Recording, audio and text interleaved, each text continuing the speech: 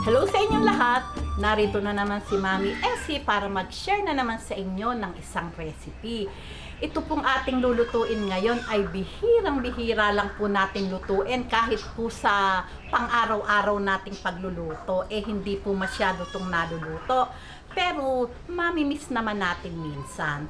Kaya magluluto po tayo ng gisantes na manok. Tingnan nyo, nakalimutan ko na din, pati yung pangalan niya. Lulutuin po natin ngayon ay gisantes na manok. Pero bago po tayo mag-umpisa, kung kayo ay nasa Facebook, don't forget to follow, like, and share. At kung nasa YouTube naman po, wag lang kalimutang mag-subscribe at pindutin ang bell button para lagi kayong updated sa ating mga bagong video. Ngayon, narito po ang ating mga kakailanganing sangkap. Gagamit po tayo ng 1 kilong manok at 350 grams na atay ng manok. Nasa inyo po iyon. Kung gusto nyo puro chicken, pwede rin po. Pero kung gusto nyo haluan ng atay ng manok, pwede rin po. Siyempre po, ang green peas. Nasa inyo po iyon. Kung gusto nyo marami, kung gusto nyo naman, nasa inyo po yung paglalagay ng green peas. Kung mahilig kayo, dagdagan nyo.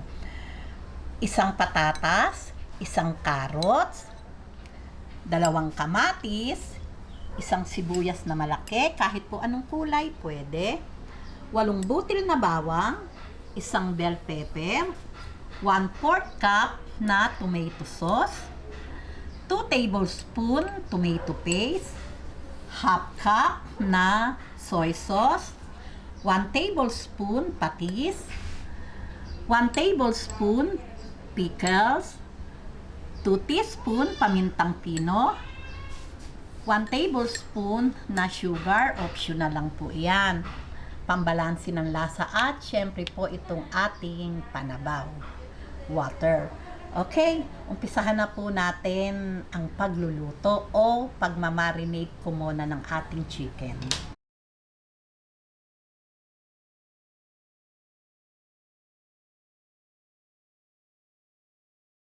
Ng 1/2 cup.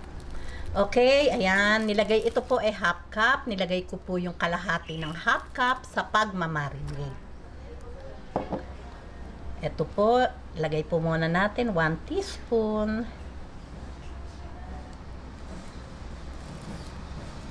Ayan. Atin lang pong i-mix.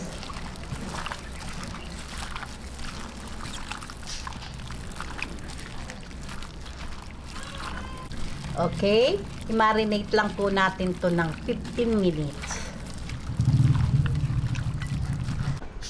Ngayon, haba po minamarinate natin yung ating chicken, prituhin na po natin tong ating patatas. Ayan, sabay na po natin.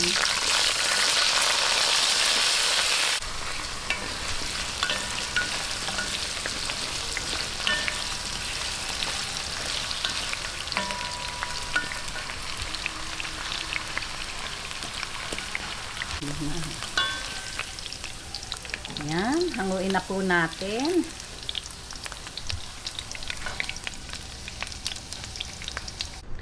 Ito din ating bell pepper. Natilansikan yung aking anak. Ayan, prituhin lang po natin. Mga ilang segundo lang. Ayan, napakabango po ng bell pepper. Pagka talaga inaano natin bahagya sa mantika. Okay. Ngayon, okay na po itong ating binabad na chicken. After 15 minutes, umpisahan na po natin yung paggigisa. Lagay natin ang bawang.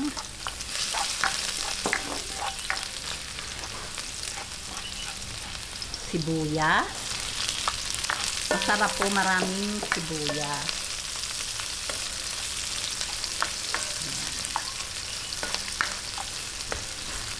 Ayan. Ngayon po, matapos lumambot ang ating sibuyas, ito naman pong kamatis. Hintayin lang po natin magisang-gisa yung kamatis at talagang lumambot bago natin ilagay yung chicken. Ayan, pagka po ganitong yung kamatis natin ayan, nagsosos na talaga, nagsasalsa. lalagay na po natin yung ating chicken. Ayan, wag po nating isabay yung atay. Yun muna po chicken yung uunahin natin.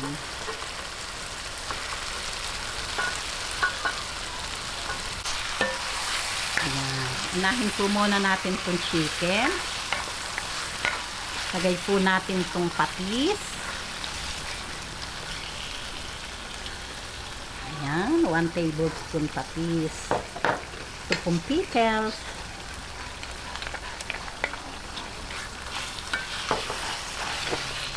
Itong natirang paminta para po talaga manuot yung lasa niya. Manuot yung lasa sa ating chicken. Ayan. Gisa-gisahin lang po natin.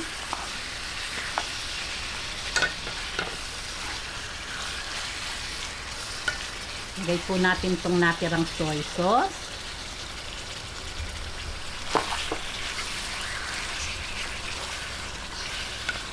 At itong ating tomato paste.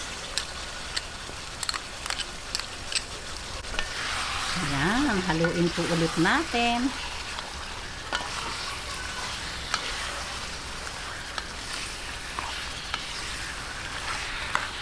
Ayan, ngayon po, takipan po natin to mga siguro mga ilang minuto, mga 10 minutes. Ayan. At ayan, after 10 minutes, lalagay na po natin tong atay. Ayan. Napakaganda ng kulay.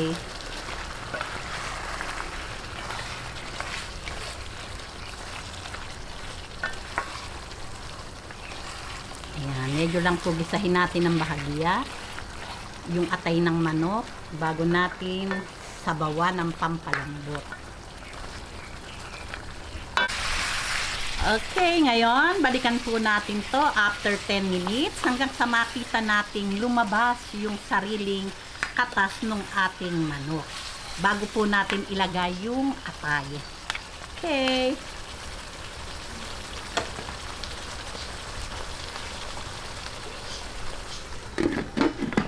Takpan po natin. Babalik ako after 10 minutes.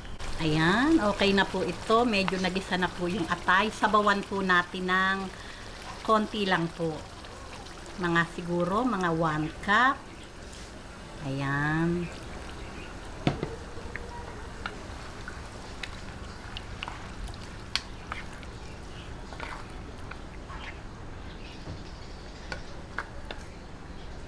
Lagay na po natin ng bell pepper.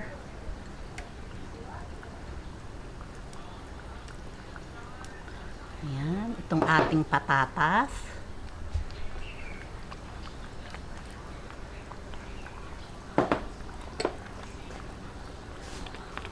One-fourth cup na tomato sauce.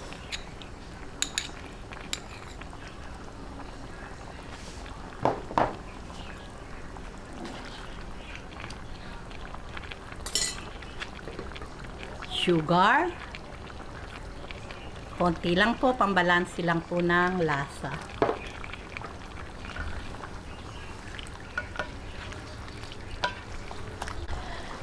Okay, ngayon, ilagay na po natin, isabay na po natin tong ating green peas. Ayan, siyempre po. Ngayon, babalik po tayo mga 10 minutes uli hanggang sa maluto yung ating chicken at atay. Okay, balik po tayo. Ayan, after 10 minutes, okay na po ito at talaga naman pong napakaganda na ng kulay at sarsa. Ngayon, kung sa tansya nyo po, after 10 minutes, medyo po matigas pa yung ating chicken, pwede po kayong mag-additional pa ng time para po tuluyan siyang lumambot at magsarsa ng ganito. Okay, ngayon, atin na pong sandukin to sa ating lalagyan at syempre po, tikiman na po tayo.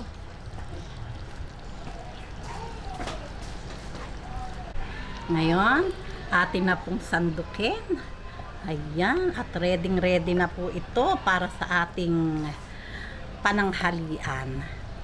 Ayan, ang sarap naman talaga ng sabaw pag ganitong nagmamantika. Ayan, narito na po ang ating gisantes na manok.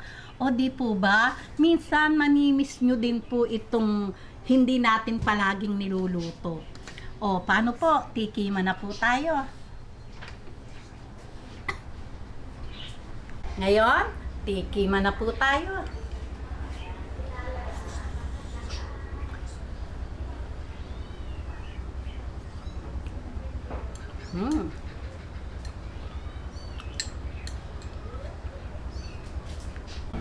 Okay, talaga pong masarap.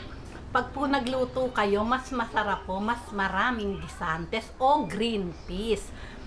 Kasi po may kakaibang lasa talaga yung green peas. Para po bang garbanzos, parang munggo, hawig-hawig po doon yung lasa. O, paano po?